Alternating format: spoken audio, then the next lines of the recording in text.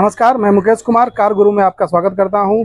आज मेरे साथ है कार गुरु एक्सपर्ट सुधांशु सिन्हा जी।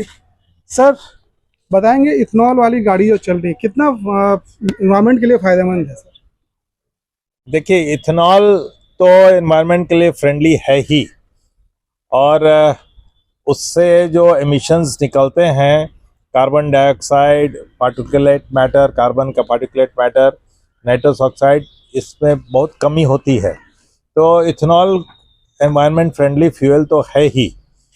अब हमारे यहाँ इथेनॉल जो मिक्स हो रहा है पेट्रोल के साथ और गाड़ियों में डाला जा रहा है, उसमें इश्यूज होंगी।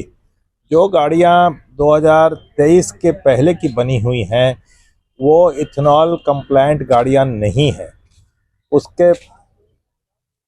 उन गाड़ियों में अगर हम इथेनॉल ब्लेंडेड फ्यूल डालेंगे तो गाड़ियों में प्रॉब्लम आएगा। इथेनॉल जो है सो एक एसिडिक प्रोडक्ट है और वो हाइग्रोस्कोपिक है। हाइग्रोस्कोपिक का मतलब हुआ वो हवा से नमी लेता है।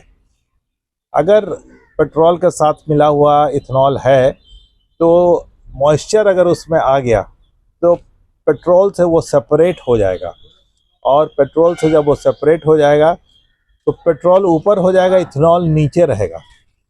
गाड़ियों में सिस्टम यह है कि जो टैंक में पंप होता है वो नीचे से फ्यूल खींचता है, तो जब सेपरेटेड रहेगा तो खाली वो इथेनॉल खींच के इंजन को देने लगेगा।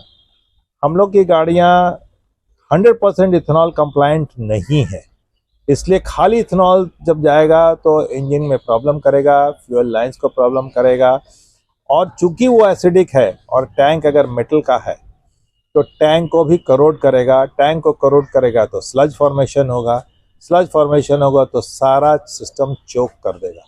सिस्टम चोक हो जाएगा तो गाड़ियां बंद होंगी, गाड़ियां खराब होने लगेंगी। सर, सरकार तो बोल रही है कि अभी तक कोई भी इतना कंप्लेंट नहीं आया है इसमें। अब इसमें इसका जवाब ये है कि कोई कंप्लेंट नहीं किया है तो जिनकी गाड़ियां खराब नहीं हुई हैं, 2023 के बाद की गाड़ियां अगर इथेनॉल कंप्लायंट हैं तो उसमें वो स्लज फॉर्मेशन नहीं होगा। वो प्योर इथेनॉल पे नहीं चल सकता है, लेकिन ब्लेंड पे तो ज़रूर चल सकता है। इसलिए कंपनियां जो इथेनॉल कंप्लायंट गाड़ियां बनाई हैं तो उनकी गाड़ियां चलेंगी।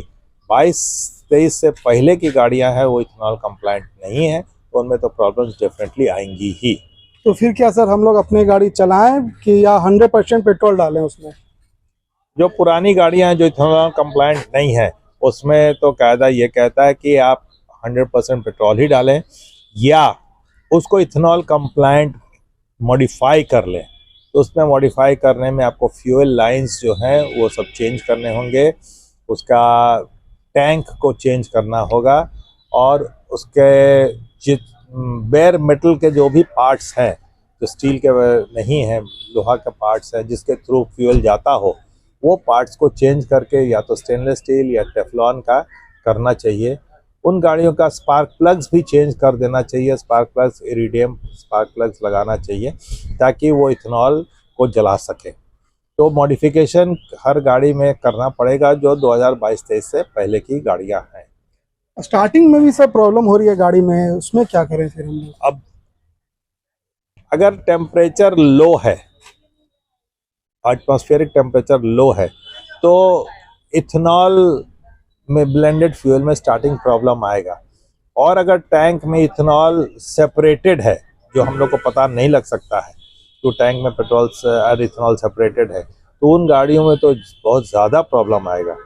तो उसमें गाड़ी को मॉडिफाई करना हो कि ताकि वो इथेनॉल, प्योर इथेनॉल पर स्टार्ट हो सके।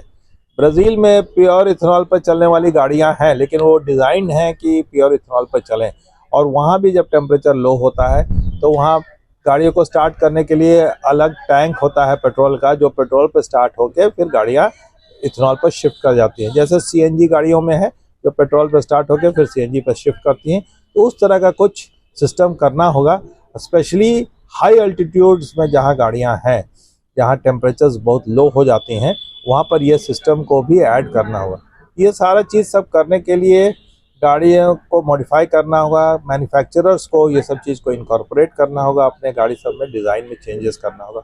और गाड़ियों को मेरे समझ से 100% इथेनॉल चलने वाली गाड़ी डिज़ाइन होनी चाहिए और उसमें ये ऑप्शन होना चाहिए कि इसमें पेट्रोल मिक्स किया हुआ गाड़ी भी चले, तो सबके लिए वो ठीक रहेगा आगे के लिए।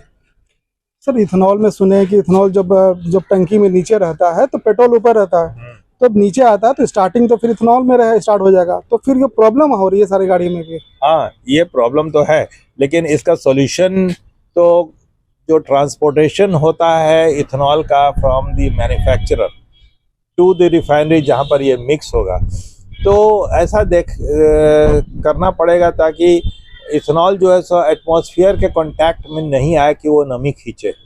पेट्रोल जो भी सप्लाई हो उसमें भी पानी नहीं मिक्स हो। अब पेट्रोल पंप्स के जितने भी अंडरग्राउंड टैंक्स है सब लोहा का टैंक्स है, स्टील के टैंक्स है। बारिश के दिनों में सीपेज अगर हो गया तो पेट्रोल के साथ पानी मिल जाता है जो अमूमन होता है, और वो जब पानी उसके अंदर चला गया और इथेनॉल वाला पेट्रोल भी मिक्स किया तो इथेनॉल तो डेफिनेटली सेपरेट कर जाएगा। तो उसके लिए बहुत स्ट्रिंजेंट चेक्स होना चाहिए कि जो भी गाड़ी में पेट्रोल मिल रहा है वो प्रॉपरली ब्लेंडेड पेट्रोल हो, सेपरेटेड नहीं रहे। तो ये सब गवर्नमेंट को चेक्स लगाने का इंतजाम करना पड़ेगा ताकि कस्टमर को प्योर ब्लेंडेड मिले, उसमें सेपरेटेड नहीं मिले। गाड़ी में जब जाए तो वहाँ पर सेपरेट ना हो, ये गाड़ी के ओनर को ध्यान रखना होगा कि उसमें पेट्रोल के साथ पानी नहीं मिले। अगर पानी नहीं मिलता है तो अल्कोहल, इथेनॉल और पेट्रोल मिक्स रहेगा। पानी मिलने से ही प्रॉब्लम होता है, मॉइस्चर मिलने से ही प्रॉब्लम होता है। कंपनी तो सर बोल रही है कि गाड़ी हर 6 महीने पे अपने टंकी साफ कराएं क्योंकि उसमें पानी रह जाता है, तो फिर इथेनॉल में तो क्या हर 6 महीने पे तो कॉस्टिंग बढ़ जाएगी इसमें? तो प्रॉब्लम का सोल्यूशन तो कंपनी ठीक बता रही है कि टंकी को साफ करना पड़ेगा। अब वो कॉस्ट बढ़ेगा तो इसका उपाय तो इमीडिएट फ्यूचर में इंस्टेंटली तो अभी लगता है कि बिना सफाई किए हुए तो होगा नहीं, लेकिन सफाई करना जो है वो एक्सपेंसिव जरूर है। टैंक खोल के निकाल के साफ करना डेफिनेटली एक्सपेंसिव है। तो एक तरफ आप इथेनॉल में पैसा बचाएंगे तो दूसरी तरफ उसका साइड इफेक्ट में ये खर्चा बढ़ेगा। तो जो प्योर पेट्रोल है सर तो वो तो 170 रुपये लीटर पहुंच गया है, तो क्या अब तो कॉस्टिंग भी चलाने पे भी महंगा पड़ेगा वो? अब प्राइसिंग तो गवर्नमेंट का डोमेन है, उसमें हम तो प्राइसिंग पर कुछ कमेंट नहीं कर पाएंगे कि इतना दाम क्यों है और इथेनॉल में कम क्यों है, इथेनॉल डालने से कम हो जाना चाहिए। ये तो प्राइसिंग गवर्नमेंट का डोमेन है, इसमें हम कुछ अपने तरफ से कमेंट तो नहीं कर पाएंगे। ठीक है, आपने सुना कार गुरु सुधांशु सिन्हा जी से। अब 2023 से चली हुई जितनी गाड़ियां हैं, जो पुरानी गाड़ियां हैं, उनको आपको पेट्रोल भरना ही पड़ेगा, 100% पेट्रोल, क्योंकि उसका कोई उपाय नहीं।